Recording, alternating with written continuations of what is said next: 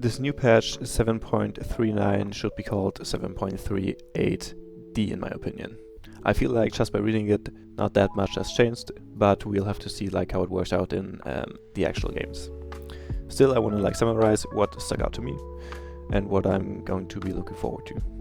So first of all, let's go through a couple of neutral items. Chipped Vest as well as Poor Man's Shield have historically been pretty good and pretty decent to use, and especially like for melee offlaners, which I do like to play, they will be very considerable. Dormant Courier is something that we will want to look out for. It has an ability that will increase the next artifact that you're going to build. So on every artifact we see how Dormant Courier will increase the effect, and maybe it's going to be broken with a couple of them. I'm not really sure. What did stick out to me is Pyrrhic Cloak, yeah. That's increased from 75% damage to 97.5% damage. That's almost full damage return reflection. So yes, this is also going to be very interesting, and maybe Chitty Pollen Bag is also going to be good. It does 12% of the target's max health damage on a 45 second cooldown. Looks kind of interesting to me. For heroes, there are 5 heroes that I would like to talk about. The first one being Brewmaster, who got buffed, even though he has been already kinda favored by some pro players and by some teams. So I feel like if you are a good brew player, this might be your patch and the hero could take off. Also, we might have Dazzle back as support. They rescaled this cast rate for Shallow Grave, but this is effectively just a buff. Usually you would have to level Shallow Grave just because of the range, so you could save your hero. Maybe now you're enabled to like not level Shallow Grave as early, because it is immediately set to 900 range, which is pretty decent and doesn't make that much of a difference to the next level.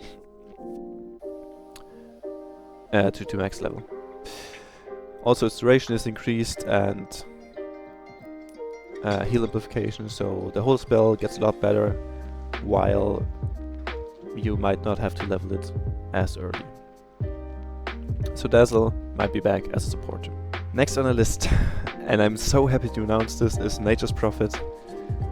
And we can read here, removed Ironwood Tree Facet. And this is just chef's kiss.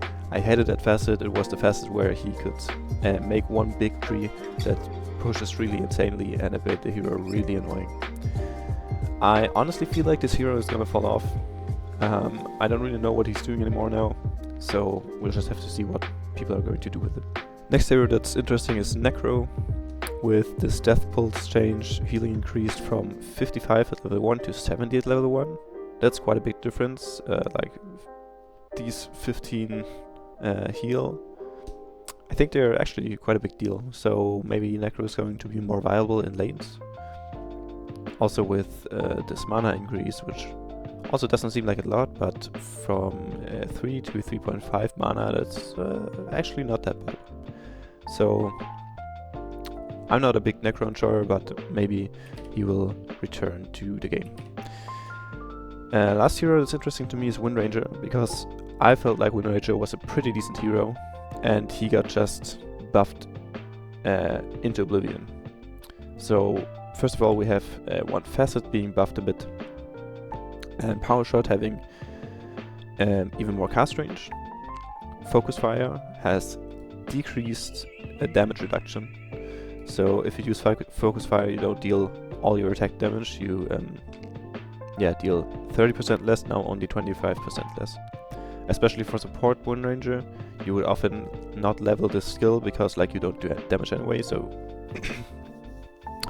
and you might as well not even put the skill point into the ability. Maybe this changes now. 5% doesn't sound like a big deal, but it might be. Now we have Gale Force cast range decreased, but and we have radius decreased, but I feel like Gale Force is still a very good shard. You can still get it through Tormentor, who is slightly harder to take, and you can only get it later. But I do feel like this Windranger might be a nice pick for the future. Yeah, so that's it for me. Like, there are so many notes and a bunch of changes. I'm not sure how much is actually going to change, or how different it will feel. They made it so that Roshan is a little harder to take, especially on the second time, and the Tormentor is a bit harder to take. So, yeah, maybe we'll have more intense Roche fights, which I would be down for. But yeah, we'll have just have to see. I'm sorry to announce that Mars, my favorite hero and the hero that I did made a guide about and a rant about how bad he is. They did buff him, but like in the most unmeaningful way you could think of. I don't know if they could have thought of a more irrelevant way to do this. But that's just life. I don't think that it's gonna make any difference for me. But I hope that your hero has deserved a well-deserved buff. So I'm happy to play the patch and see how it's gonna go. And see you in the next one.